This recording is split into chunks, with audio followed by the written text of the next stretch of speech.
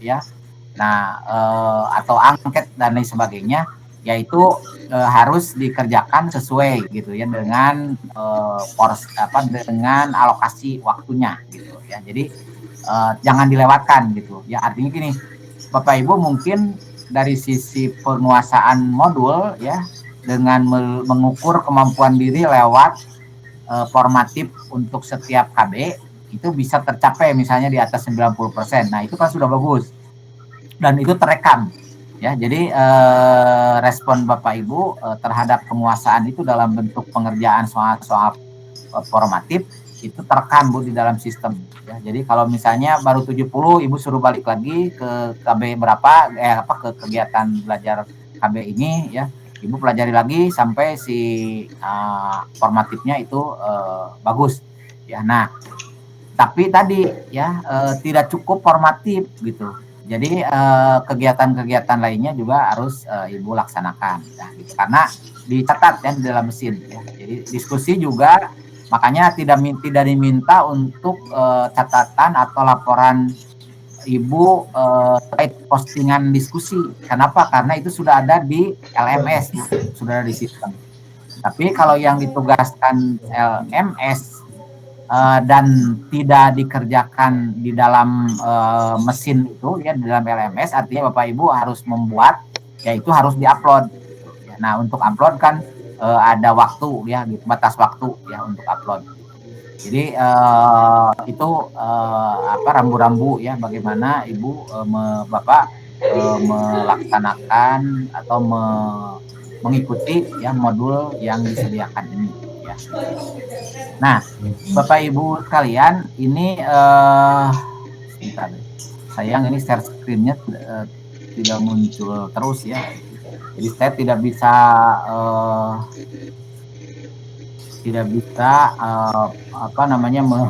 menyampaikan PowerPoint ya. Tapi intinya di modul 2 ini Bapak Ibu kalau kita lihat ya untuk di modul 2 ini yang harus dikuasai Bapak Ibu ya sesuai dengan judul gitu ya, terkait dengan keterampilan atau tuntutan yang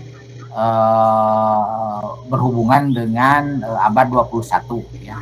Jadi Bapak Ibu ketahui, mungkin karena sudah lama ini jadi ada istilah yang dimaksud dengan keterampilan abad 21, kemudian ada istilah industri 4.0 ya, ada istilah sosial 5.0 gitu ya. Nah, di dalam modul ini Bapak Ibu akan diperkenalkan atau akan disampaikan, dibahas itu misalnya tentang fenomena karakteristik pembelajaran abad 21 ya. Jadi pada abad 21 ini kan karakteristik pembelajaran itu berbeda sekali dengan abad 19 apalagi 18. Mungkin di abad 19 ya atau di abad 20 saja peranan buku catatan, buku-buku catatan, papan tulis untuk menuliskan materi pelajaran itu sangat dominan. Tapi sekarang kan enggak gitu ya, pembelajarannya di abad 21 ini para siswa kan tidak membutuhkan lagi atau disuruh dalam tanda petik catat salin gitu ya, itu tidak, karena materi pelajaran itu sudah ada di mana-mana. Itu salah satu contoh gitu ya. Materi pelajaran itu ada di mana-mana ya. Jadi kadang-kadang siswa lebih duluan tahu tentang sesuatu hal dibanding dengan itu bukan berarti gurunya ketinggalan, tidak ya. Karena justru itu yang diharapkan kan dalam pendidikan anak iya udah masuk pembelajaran bukan diajarkan dalam arti kata diberitahu, soalnya tadi ditelepon sama Bu Rica tadi, sehingga ketika anak kalau ditambah 2 misalnya kalau diajari 1 ditambah 2 sama dengan 3, saya nggak nanti mereka bisa belajar 100 ditambah 200 gitu. Tanpa harus diberitahu oleh gurunya, itu suatu hal yang nggak lihat itu kan kegiatan guru berhasil membuat ya. Nah sekarang tadi kasih Bu ya. Jadi tidak musim lagi materi pelajaran itu atau konten ya itu diberikan ya diberikan harus dicatat dan sebagainya, mereka mungkin bisa mengatasinya atau mencarinya sendiri, mengeksplor. Nah, demikian juga Ibu, Bapak, karakteristik peserta didik abad 21 itu kan berbeda gitu ya dengan abad 20 gitu ya. Gitu. Tapi bedanya dari sisi bagaimana mereka mampu untuk memanfaatkan teknologi gitu sebagai tool gitu ya, yang tadi ya, seperti mereka itu mungkin banyak tahu tentang hal ya, tapi banyak tahunya itu jangan sampai membuat mereka menjadi terpengaruh oleh hal-hal yang tidak baik gitu ya. Misalnya kalau kita sopan santun, perhatian, ya saling membantu dan sebagainya, itu jangan sampai menjadi individual mereka dan lain sebagainya. Ya. Kemudian bagaimana peran guru ya dalam pembelajaran abad 21 ini seperti apa ya? Gitu terkait dengan hal-hal tadi gitu ya, bahwa materi ajar sudah banyak di internet, kemudian bisa berkomunikasi jarak jauh dan lain sebagainya. Kemudian juga yang terkait dengan model-model pembelajaran yang abad 21 dengan tujuan tadi kan bahwa di abad 21 itu dituntut berbagai keterampilan ya, misalnya keterampilan memikirkan sesuatu secara kritis ya, kemudian keterampilan untuk berkolaborasi ya, bagaimana kita bisa kolaborasi dengan orang-orang ya yang baik yang ada di kelas, di luar kelas, dengan yang satu level, dengan yang berbeda level, berkolaborasi. Kemudian mampu berkomunikasi dengan baik. Jadi mengkomunikasi dengan baik dengan literasi teknologi dan literasi informasi. Jadi jangan membuat anak dengan mudah berkomunikasi, membuat postingan WA dan lain sebagainya yang mengandung unsur-unsur yang tidak baik misalnya. Nah ini tugas guru ya, bagaimana mereka untuk perkembangan abad 21 ini melalui model-model yang diaplikasikan oleh guru pembelajaran. Nah kemudian juga Bapak Ibu ada bagaimana mengintegrasikan teknologi ya, teknologi itu tool bisa macam-macam, bisa teknologi papan tulis juga teknologi ya, internet teknologi, komputer teknologi, bagaimana teknologi ini bisa dimanfaatkan ya, di dalam merepresentasikan konsep ya waktu belajar ya, atau untuk teknologi ini bagaimana dimanfaatkan di dalam konteks pembelajaran sehingga siswa bisa meningkat kemampuan berpikirnya ya, berpikir tidak tinggi, kemampuan berkomunikasi dan lain sebagainya ya. Nah jadi si teknologi ini bagaimana mendukung pendekatan atau metode ya atau model pembelajaran yang Ibu aplikasikan untuk materi tertentu. Jadi misalnya ketika Ibu melakukan diskusi ya, teknologi apa yang cocok dibutuhkan dalam pembelajaran ketika metode Ibu diskusi. Nah materinya disajikan seperti apa misalnya kalau diskusi kan beda. Materi apa yang cocok untuk diskusi ya, metode apa yang materi apa yang cocok untuk metode diskusi, kemudian teknologi apa yang cocok untuk diaplikasikan. Nah ini yang dimaksud dengan TPEC, technological, pedagogical, content, knowledge atau TPEC ya Bapak Ibu. Itu sehingga misalnya kalau belajar IPA kan mau belajar fenomena ya, kalau fenomenanya sulit diindrai secara langsung masih ada bantuan teknologi ya, dan metode tertentu di dalam pembelajaran. Misalnya kalau terlalu kecil objeknya, terlalu besar objeknya, atau objeknya misalnya yang sifatnya abstrak, bagaimana teknologi berperan dan metode apa yang paling cocok untuk pembelajaran materi tersebut. Itu Bapak Ibu. Kemudian di modul kegiatan belajar yang lain ini Bapak Ibu akan membahas atau mengkaji tentang paradigma pengembangan profesi yang sifatnya berkelanjutan. Itu Bapak Ibu tentu saja di setiap sekolah kan ada program-program pengembangan profesionalisme itu dengan berbagai bentuk ya. Nah ini biasanya Bapak itu di dalam modulnya diminta seperti apa gagasan Bapak Ibu untuk mengembangkan mengembangkan profesi secara berkelanjutan. Nah ini Bapak Ibu bisa mengakomodasi apa yang sudah ada di dalam di sekolah masing-masing.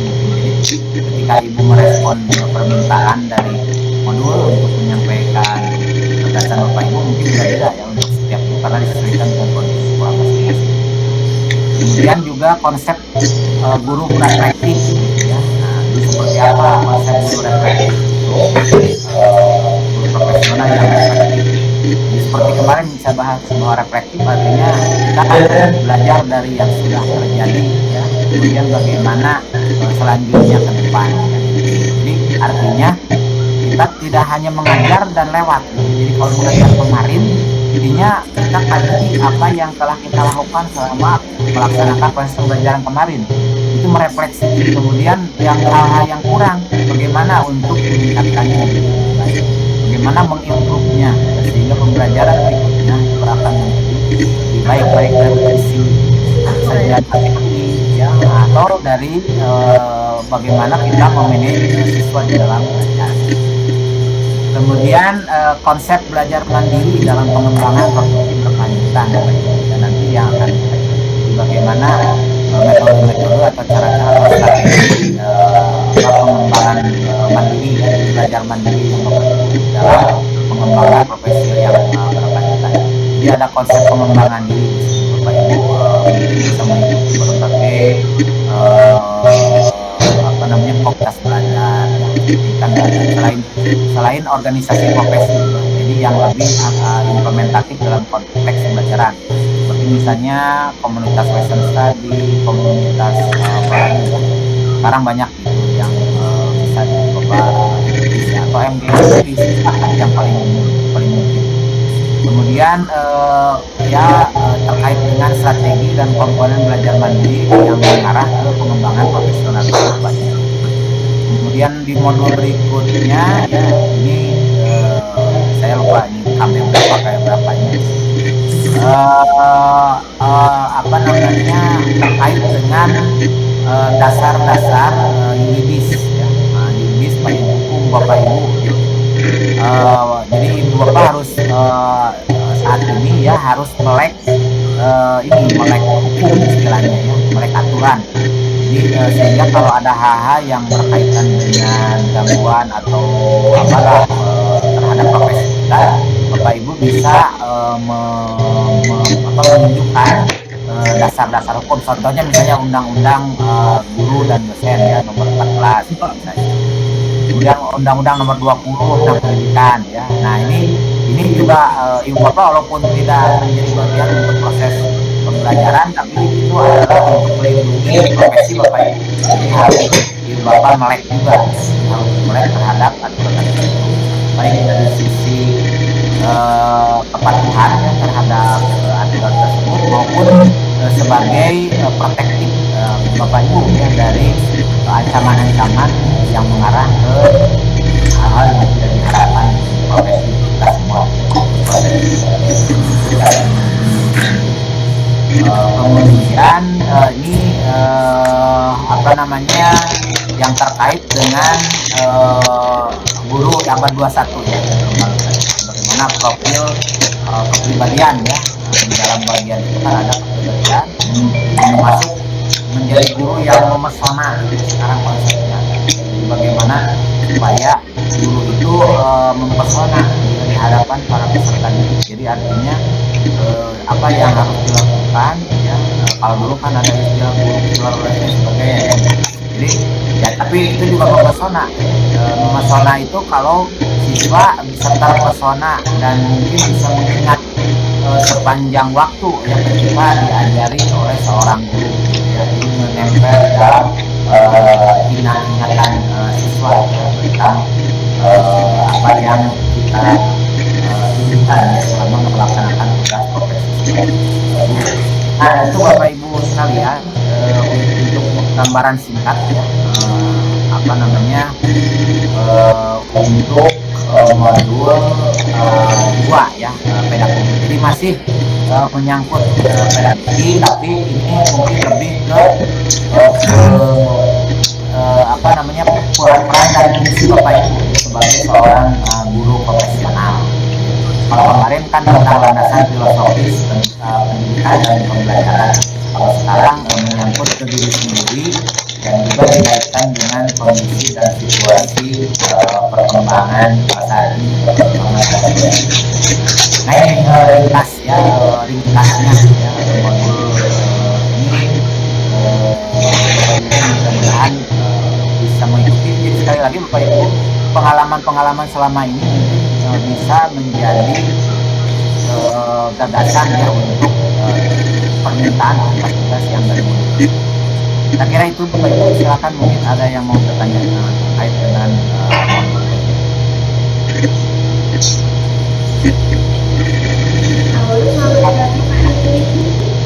Tahu? Ya, silakan. Ya, silakan. Silakan. Dimana, Pak? Ya, silakan. Semalam saya sudah membaca modul walaupun belum selesai, Pak. Ya. Ada istilah-istilah yang kurang saya mengerti di modul tersebut. Ya. Seperti istilah sekolah mediocre itu apa ya, Pak? Nah, jadi ya Bapak Ibu, untuk memang ada istilah-istilah yang seperti itu ya. Jadi Bapak Ibu bisa mencoba men-searchingnya. Jadi searching di dalam ya bisa di Google atau di internet. Jadi memang banyak istilah-istilah yang muncul ya terkait dengan konteks pembelajaran abad 21 ini. Saya juga tidak hafal semua ya, saya lewat-lewat gitu ya yang istilah-istilah asing yang mungkin sebetulnya sudah ada di kita gitu ya, tapi kita menyebutnya dengan bentuk lain. Nah, boleh juga Ibu nanti diangkat di topik ini Bu, di topik diskusinya ya, biar rame gitu lah. Nanti saya coba untuk spotnya. Iya Pak, bisa, ya. Ada istilah asing bisa angkat di dalam topik diskusi. Iya. Ya. Terima kasih Pak. Selamat pagi. Pagi. Silakan yang lain. Bu Buni Wayan, ada pertanyaan? Ada istilah metakognisi Pak. Apa ya pengertian metakognisi? Ya.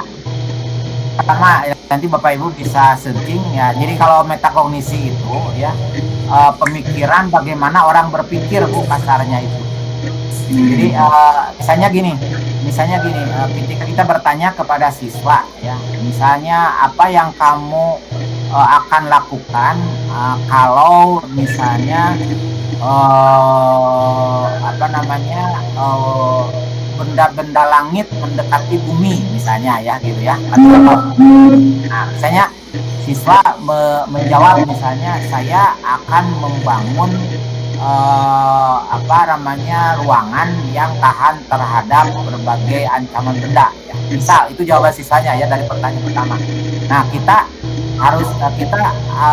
akan memikirkan bagaimana siswa bisa menjawab pertanyaan itu. Nah, berarti strategi menjawab pertanyaan itu yang kita pikirkan, berarti kita melakukan metakognisi.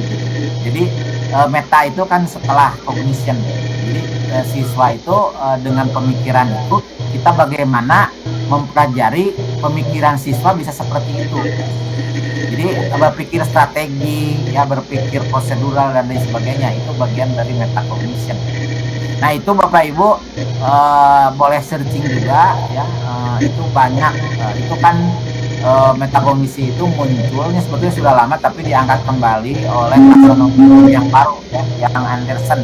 Jadi Bapak Ibu bisa lihat. Terima kasih ya Kak. Ya sama-sama, boleh juga nanti Bu diangkat mungkin Bapak Ibu banyak yang tahu dan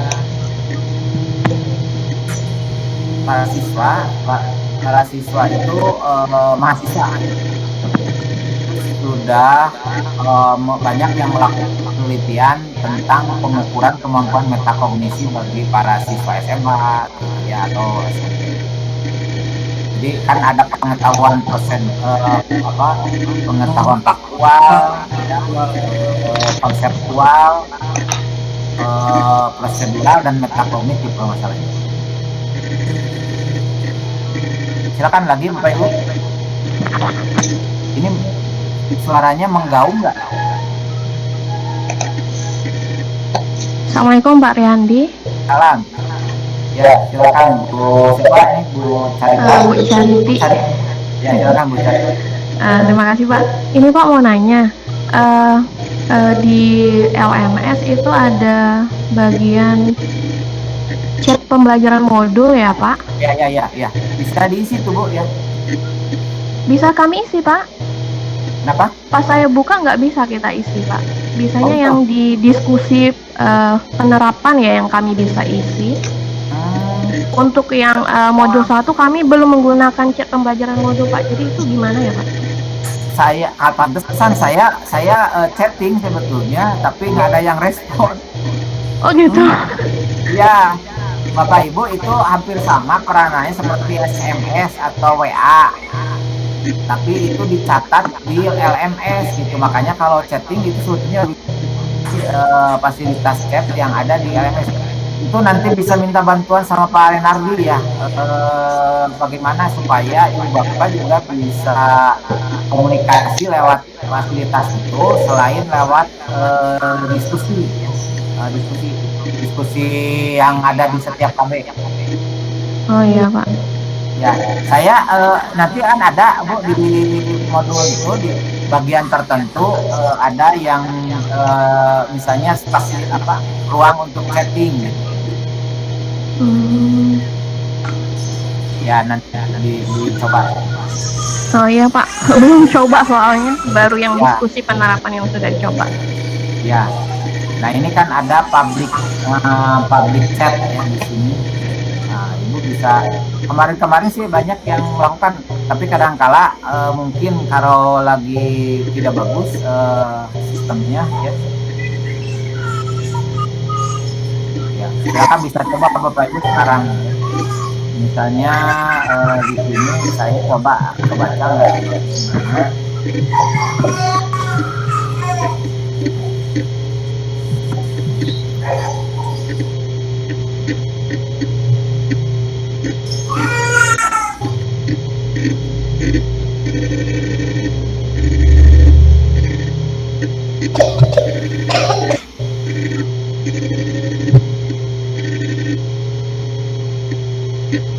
Nah, kalau yang di chat yang ini bisa ya, yang di chat ini ada sudah.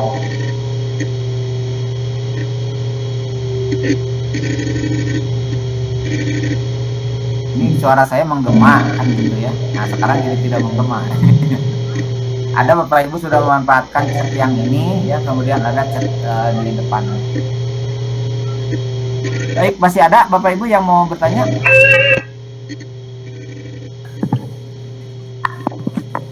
Assalamualaikum Pak Riyandi. Waalaikumsalam. Silakan Bu Penti. Mau berbicara mengenai tentang pembelajaran, kemudian tentang profil guru abad 21. Ya. Berarti sejauh mana pengaruh karakteristik peserta didik tantangan ini Pak? Karena kan masing-masing daerah, masing-masing sekolah, dan masing-masing kelas pasti karakteristik peserta didiknya sangat heterogen berbeda. Jadi bagaimana kita mengambil benang merah jadi guru yang mempesona seperti itu Pak? Ya. Baik, Ibu Bapak, ya ini terutama Bu Penti ya. Jadi begini, memang peserta didik itu berasal dari berbagai latar belakang yang berbeda kan.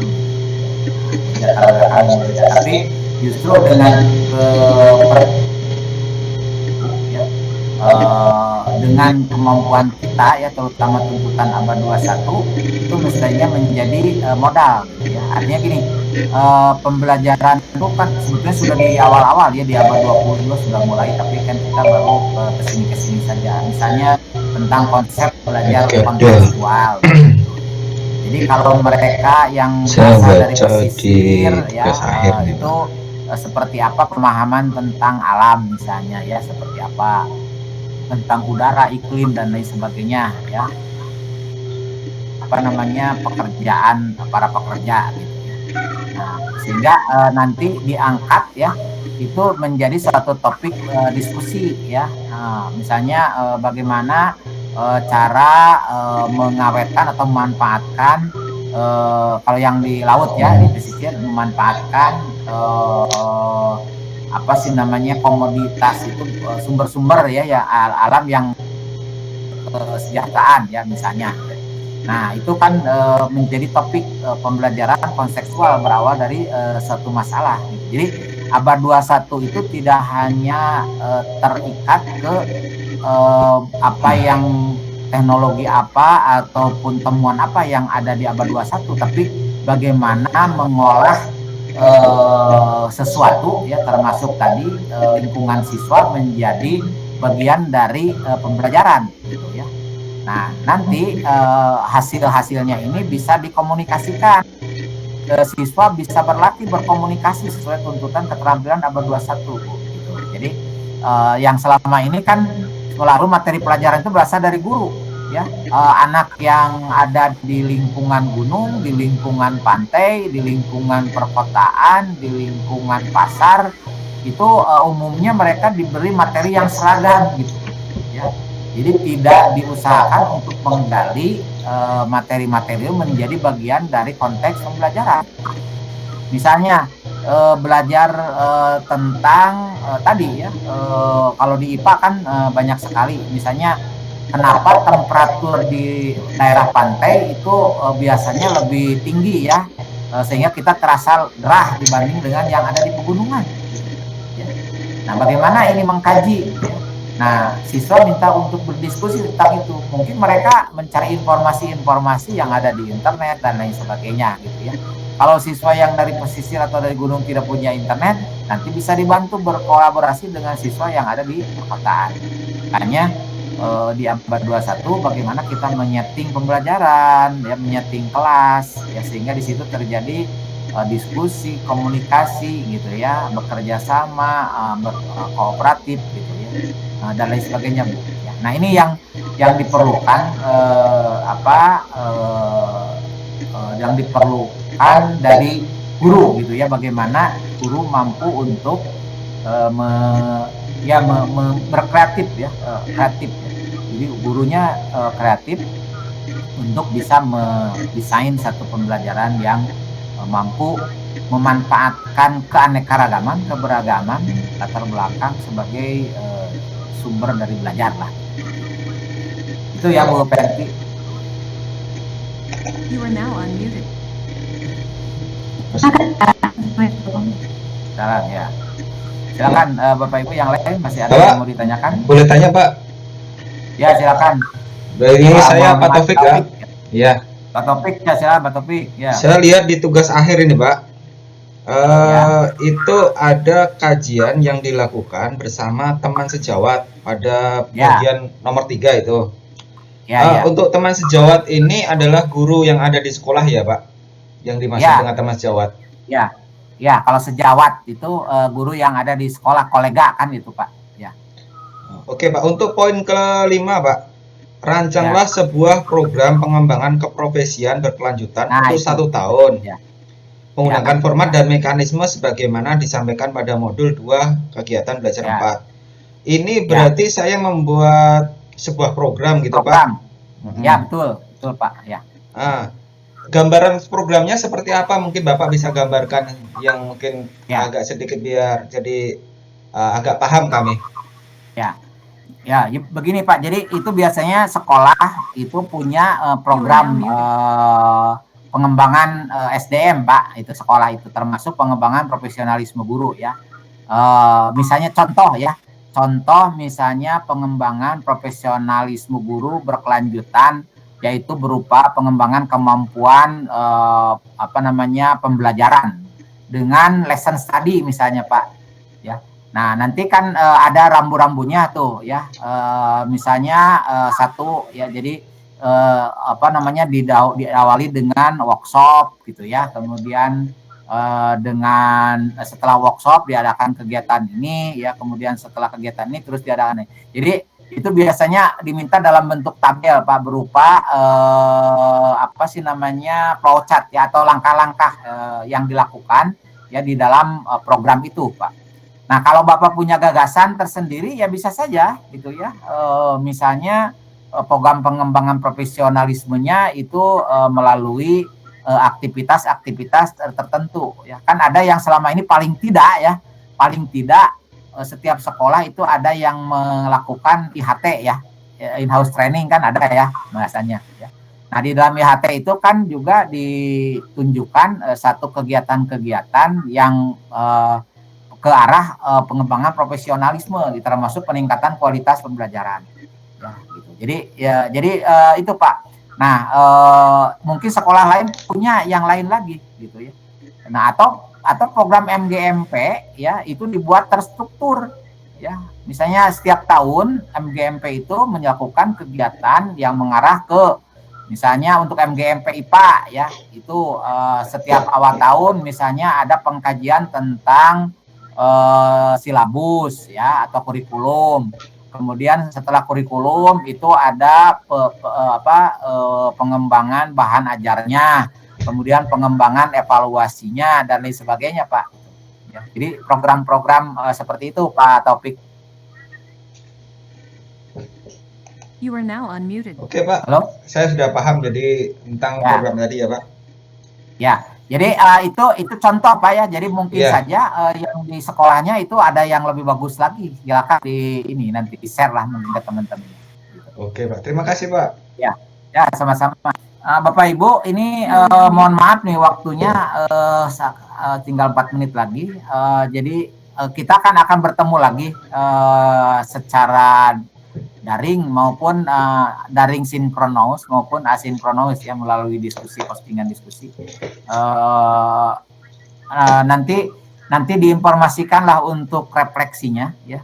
Itu mau hari apa gitu ya. Saya belum ngecek apakah kita nyebrang ke hari Senin misalnya ya, karena memang Sabtu masuk ya, tapi apakah Minggu menjadi bagian yang diperhitungkan atau tidak. Kalau tidak berarti Jumat, Sabtu, Senin gitu ya kan refleksinya. Nanti tunggu informasi selanjutnya. Baik Bapak Ibu, bisa kita akhiri ya untuk sementara ini. Silakan, selamat bekerja ya. Selamat bekerja ya. Mudah-mudahan diberi kelancaran dan kesehatan. Kita akhiri untuk connecting ini dengan membaca hamdalah. Alhamdulillahirobbilalamin. Warahmatullahi wabarakatuh. Waalaikumsalam warahmatullahi wabarakatuh.